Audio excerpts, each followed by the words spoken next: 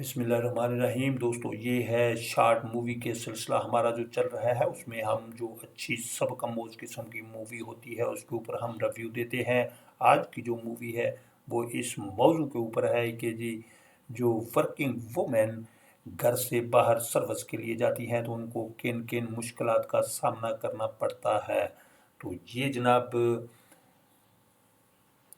आपको हम दिखाते हैं कि रिशा और ये अपने बॉस के साथ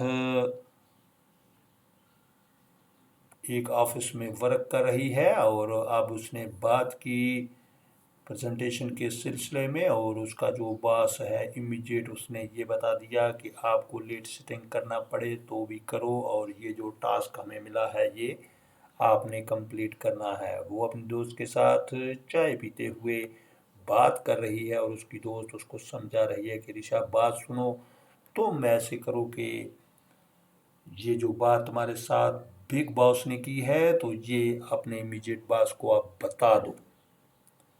ये है जनाब बिग बॉस। उसने फिर से फ़ोन किया और इधर अनिका अब पहुंच गई है अपने ऑफिस में, फ़ोन पे बात करेगी। फिर अपना जो इमीडिएट बॉस है उसके पास गई, उसने उसकी कंप्लेन की कि ये मुझे ऑफ़र करता रहता है, कभी जी मेरे साथ कॉफ़ी पियो, कभी लंच करो, कभी डिनर करो, तो मैं इसके बारे में क्या करूं। तो उसका कहना ये था कि ये हमारा बिग बॉस है, इसी की वजह से हमारा जो बिज़नेस है ये एक्सप्लोर हो रहा है, मज़ीद दिन दुगनी और रात चुगनी जो तरक्की कर रहा है इसी वजह से कर रहा है, तो हमें थोड़ा बहुत कंप्रोमाइज़ करना होगा।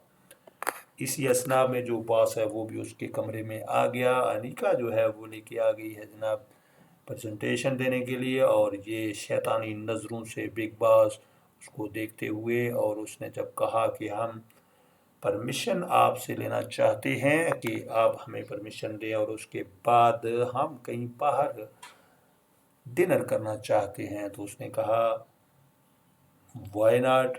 और जब उसने ये बात कही कि अनिका को मैं साथ ले जाना चाहता हूं, तो उसने कहा नो, ऐसा तुम हरगिज नहीं कर सकते और अपोलोगाइज करो अनिका से। बिग बॉस उठ के खड़ा हो गया और उसने कहा कि तुम्हें पता है कि तुमने क्या कहा और तुम्हारा बिजनेस कहाँ पहुंचा हुआ है, और यकदम ये ज़मीन पे आ गिरेगा। लेकिन उसने कहा मुझे इसकी फ़िक्र नहीं है, सबसे बड़ी बात जो होती है जो मेरे साथ कोलीग हैं उनका ख्याल रखना ज़रूरी है, उनकी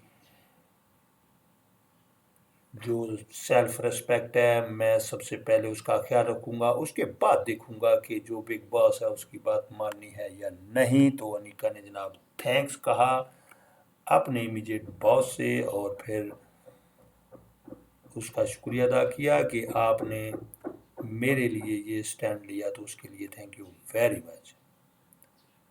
तो ये थी जनाब आज की स्टोरी, इसके ऊपर जो हम रिव्यू पेश कर रहे थे, तो उसमें हम आपको बताना चाह रहे थे कि जो इमीडिएट बॉस होता है जब वो मुखलिस हो तो आपको कोई परेशानी लाहक नहीं हो सकती, कोई ख़तरा किसी से नहीं हो सकता।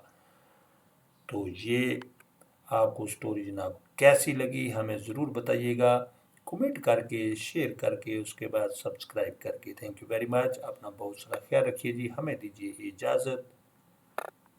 अल्लाह हाफ़िज़।